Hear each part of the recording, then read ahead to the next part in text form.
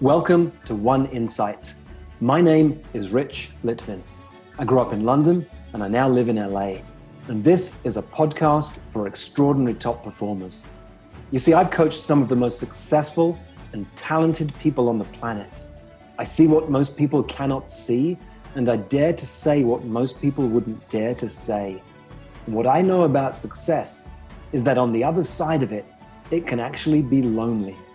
You can feel like more of an imposter the more successful you become. And when you're the most interesting person in the room, you're actually in the wrong room. I coach around insight. Life looks one way, something happens, the world looks different, and your entire world changes. It can happen in an instant. And this podcast is called One Insight because a single insight can change everything. I love working with talented, driven, ambitious, successful people.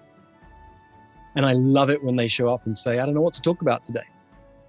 And here we go again.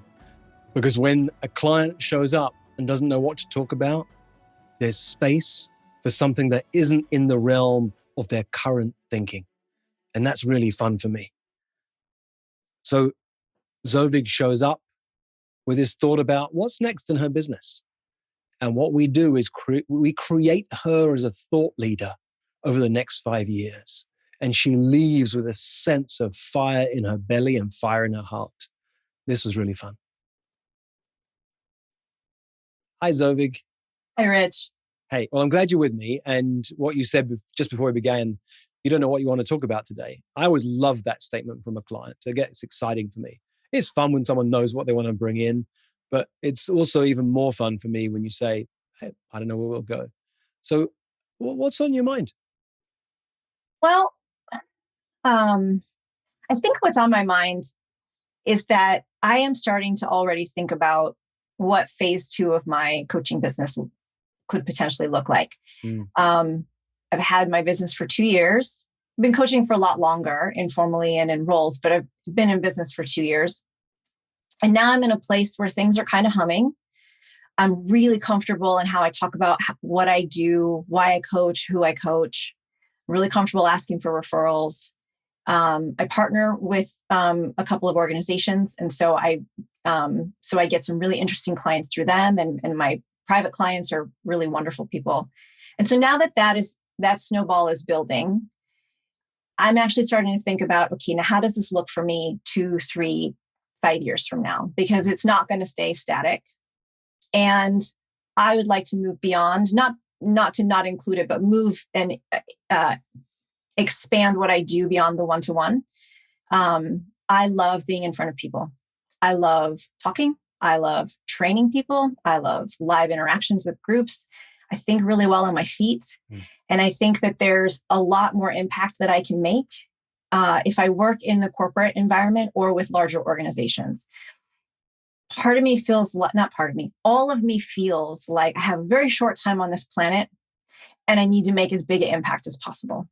And so I want a larger audience. And so I'm thinking about what that looks like for me, how I might get there, who I might meet, what I might offer, who I might partner with.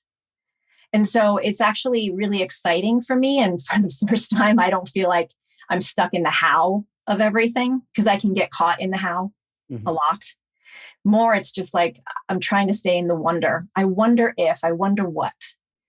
It's something I give to my clients. Like, let's flip it to I wonder versus how and when. And, that can be really limiting. So I'm trying to do that to myself. Like, I wonder how this is going to turn out.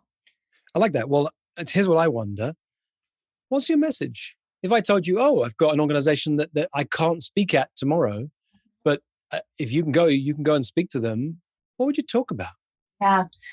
So the things that I loved, just had a conversation about this with another coach earlier today. One of the things I really love to talk about is finding your voice. Now, I specialize in coaching women in my private business. I do coach some men, actually, which has been really great for me through some partners that I work with. And I train everybody. But in my private coaching practice, I specialize in coaching high-performing women.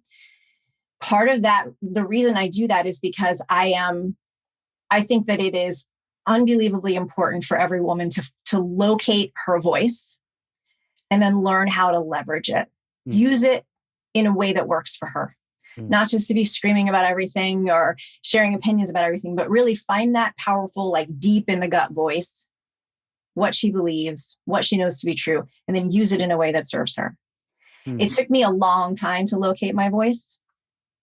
And when you use the word locate, what do you mean by locate your voice? Yeah, so I say locate versus create because I feel like it's in there. Like confidence is in there. Your voice is in there. It's just like, where is it? What will trigger you in that place? And I point to the heart. So I guess it's there, like really locate / connect.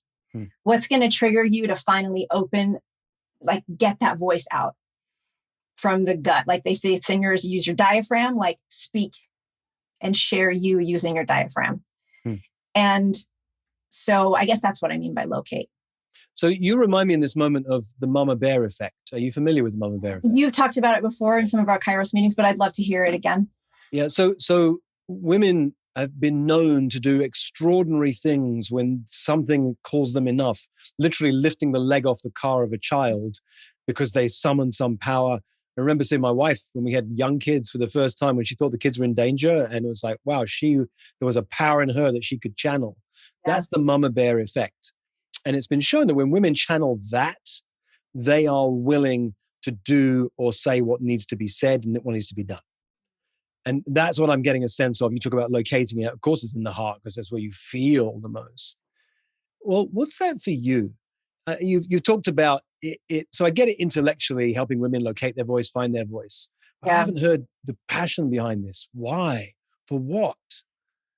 I think the thing that would trigger my mama bear effect is seeing any woman feel that she's silenced or restricted or restrained from being able to speak up, ask for what she needs, be bold, be courageous, or be silent if she needs to be. I think that is a woman's voice too, is using silence. But I think if there's anything that gets me fired up beyond belief is when a woman feels she can't speak up for herself for whatever reason. When was the first time, when you cast your mind back to your childhood, when you remember being silenced or having a feeling or even being told that you shouldn't speak up for yourself? I was young. I remember one specific incident. It wasn't traumatic at all, but I remember I was in my bedroom. I think I was playing on the floor. I must have been, 5, maybe 6.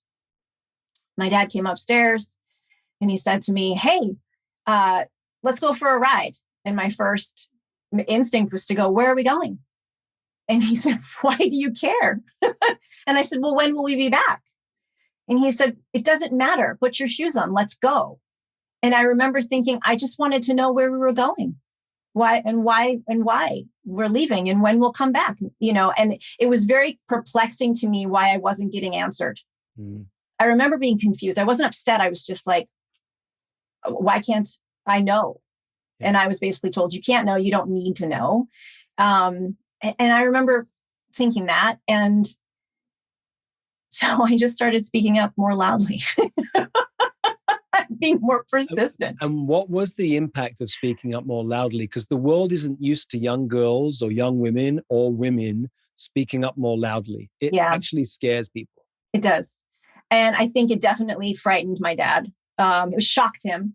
My dad he was born in Syria. He was raised in Beirut. So he's very, he's passed away, but he's very traditional. And I was the first of 4 girls. And so I had a lot to say. I had an opinion about everything. And I think it shocked him when I would push back, even at a young age. I remember seeing surprise on my dad's face sometimes when I would say no or argue with him or, disagree. And so I got a lot of, I would push back and then I would get a lot of, you stop it. You can't do that. In fact, I got told you talk too much. And I got told that a lot. I got told that at home. And look, I'm not upset about it. This was culture, tradition, old ways of thinking. It's fine, all of it, but it did happen outside the home too, in school, especially in school. She's really smart, but she talks a lot. And so the impact was I will then keep talking I was rebellious by nature. I still am. Yeah. So if you say, hush, I'm going to say, why? My first inclination is to always push back and ask why. And I think that... Let me ask you a question about that. Yeah. Because there's two ways you could go with this. And thanks for sharing so vulnerably, by the way. Mm-hmm. On a very human note, as a parent, I wonder, oh my God, when am I going to say that thing that my kid will be in therapy for 20 years later that I don't even remember or even mean in the way that it's heard. So I feel that one deeply. What I'm struck by is there's two ways you could go with this, and they're not necessarily mutually exclusive. One is because our dream clients are always ourselves. So there are the smart but silent women out there who have learned to be very quiet, but they're super smart. And you could help them locate their voice, as you put it, amplify their voice in the world. And then there are women like you. They're the rebels, the ones who have had extraordinary success already. And what do they most need? Now, I'm always drawn in that direction. It doesn't mean you can't serve here, but I'm always drawn to think about this because it's who you are now. This is what I talk about, the distinction. Look for clients who inspire you rather than clients who you can inspire. So what do those women need that already have their voice or have located? Those rebels. Yeah. So I think I can speak from experience with this. I just, like I said, I got louder. I got more, if you want to say pushy, whatever. I don't care if I'm being called pushy, but I got more rebellious about it. And I think what I realized is that I don't have to be loud and say something all the time. What I needed to learn was to practice that restraint and start to use my voice in a way that might have been less frequent, but more powerful. Mm. So I've been told, and I know this, like I have a lot of fire in me and I come to the table with a lot of fire. And I joke that, in my 20s and even in my 30s, I would just go around lighting fires. That was, whether it was through pushback, through my ideas, whatever it was, they're just light fires. Now, I feel like I'm learning how to strategically light those fires versus just torching everything down. Mm. Lighting the fires intentionally in myself, in other people. And so using my voice in a way that is strategic and meaningful. And that's me learning more about myself. It's me learning I don't have to push so hard to be heard. And that when I want to be heard, I don't have to be loud. And I'm learning how to access my voice in that way where it's powerful and has gravitas, but I'm not yelling. Yeah.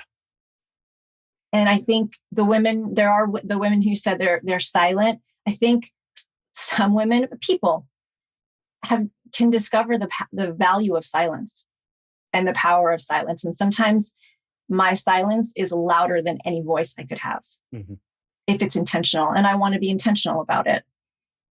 That's what I'm learning now. It's what I'm practicing, what I'm trying to be aware of. And so if I were to coach those women who are rebellious, who speak up, I might go in the direction of, okay, so you can do it. Now, how do you want to use it? Mm-hmm. Yeah, that feels good. It does. I'm playing with words and ideas right now. The phrase women on fire came to me because it has a number of different meanings in there. But there's the difference between the metaphors are mixed now, so it doesn't quite land, but using a scalpel versus a sword. Yeah. There's something around honing that power so it's used when needed. That one word that stops everyone in their tracks. Being silent instead of speaking, that has everyone else go quiet, and playing with those tools for people like you, women who have been rebels their whole life. Again, I said earlier, they don't have to be mutually exclusive, but I have this vision of you working with a handful of women leaders who are rebels like you. And then maybe becoming known as a thought leader where you share ideas. It doesn't matter whether you already had a lot of success and you know how you have a lot of power behind you, but you want to hone it, or whether you're a woman who's been quiet for a long time and it's time to find your voice for the first time. Rich, I've been called and thought of myself as rebellious, but never a rebel. I like that. I've actually never rebellious and rebel, they're the same, obviously, the one's the root of the other, but rebel feels different. And I really like that. So thank you for using that word, because rebellious feels ornery almost. But rebel feels intentional. Nice. So what you just did was create the first piece of IP for what you're creating next. This is your intellectual property, right? There's a distinction there. Oh, that's good. I like the rebel. I really like that. Yeah, that's really cool. So if I was going to say what I see for you over the next 5 years, I see a handful of clients, because I think you love this one-on-one work. And I think you being known as a speaker. I think you having intellectual property behind you. You're a thought leader. So you speak on stages, you write, whether it's everything from a white paper to a book, but you speak on a topic that's important to you. And this topic about, I also wrote down the word silent no more. Silent no more. Why did you write that down? Well, I was thinking at that moment about those women who are silent, who don't know how to use their voice, don't think they have a voice. Yeah. You got me thinking though, which one, I can coach both, but I'm curious now which one I'm more drawn to or would be more excited by, if there is one more than the other. It's a good question for me to play with. Well, I think you know. I think it's hard sometimes to own the truth of that. It doesn't mean, look, about 4 years after The Prosperous Coach came out, I realized, no, actually, I'm going to take you back in time. When I published The Prosperous Coach, there's a section at the back. It's been updated now, but it used to say, what's Rich up to next? And back then, the first edition said, I'm creating something called the High Performing Introvert Project. Well, it turns out I didn't care whether I worked with introverts or extroverts. I loved to work with high performers. And I saw that back in 2012 when we first wrote the book. And then over time, I was a bit afraid to talk about that. But as I began to more and more to talk about working with top performers and high achievers, my community began to have more and more of them show up. And there's other people who either are interested in learning about that because they want to be a high performer one day, or they get pissed off with me. They don't like the way that I think, and they leave my community and my audience. But I've become known as someone who works with really top performers. It's why I'm coaching you in this moment. It's how you play. So I'm always drawn to saying, well, who are the top 20% of your clients? And top 20% simply means who are the ones who fascinate you the most, who energize you the most. And every year I ask myself, what if in a year's time, every one of my clients could be like the current top 20%. So I let go of the people who don't fascinate me, and I dive more and more into what does fascinate me to create more fascinating clients. And my sense is, this is why I put it into the mix, that's where you're drawn. And it doesn't mean you won't serve these other women too. Yeah. Yeah. I'm really, sorry to go back to it, but I'm really struck at the women who are rebels. Mm-hmm. I've just never used those words before. And they're really new and very exciting to me to think about that. And you said women on fire. Mm-hmm. The concept of fire is multi-dimensional for me. I think there's an inner fire, an inner passion, an inner desire that we have. I think as an element, fire transforms. Whatever you apply heat to, it transforms. It could also destroy things. So I think of it as an energetic thing, as well as a physical thing. And I mean, my business is Boldness Ablaze with coaching. That's, it's what I call it. And I chose that intentionally because of what heat and fire can do. And I do consider myself fiery, and I like that part of myself. And I love to light fires and provoke. Here's what I just heard you do. Creating more IP as we're talking. Yeah. These could be chapters of a book, a 5-chapter book. Inner fire, outer fire, fire to destroy, fire to recreate. I mean, there's 4 chapters there, and there's more as you think about this. And that's it. That's where you begin. People get overwhelmed at the thought of writing a book, or what does it mean? Tiny book. Write an article. Tiny book, yeah. Right. Write an article on each of those distinctions. Write an article about the distinction between being a rebel and being rebellious. Okay. Oh, this is exciting. Wow. I did not expect to get this today. And that's why I love it when a client shows up and says, I don't know what to talk about today. Yeah.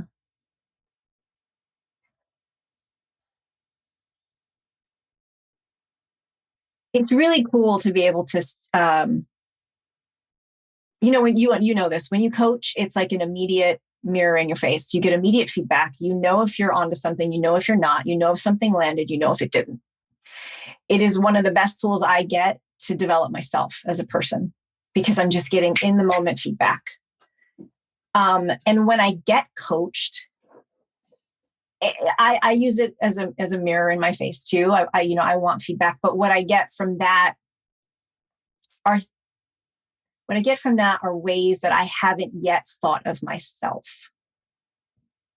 That's why I love coaching, because I get to see myself in a different way, in a way that I can choose to take or leave. It doesn't have to be that way, but it's always really interesting to me what other people think.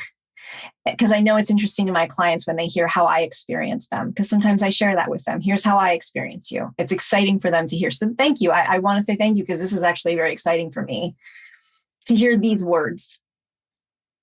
We can't do this for ourselves. It's why I continue to have all sorts of coaches. In fact, this morning I recorded an episode of the podcast with someone who's been a client of mine for 8 years, but I've also been a client of his on and off for 8 years too. And I coached him around the very thing that he's coached me on so many times that he's an expert in because he couldn't see it for himself. So this is an apprentice-based profession, I believe. You can't be great at what you do unless you're willing to let yourself be coached. So Zovig, thanks so much for playing with me today. Yeah, this was great, Rich. Thank you. For most of human history, it wasn't called coaching, it was called leadership. And it's what I love to do. To coach people, to lead people, and to mess with people's thinking. If you'd like more of this, or if you'd like to learn more about our community of extraordinary top performers, go to richlitvin.com/oneinsight.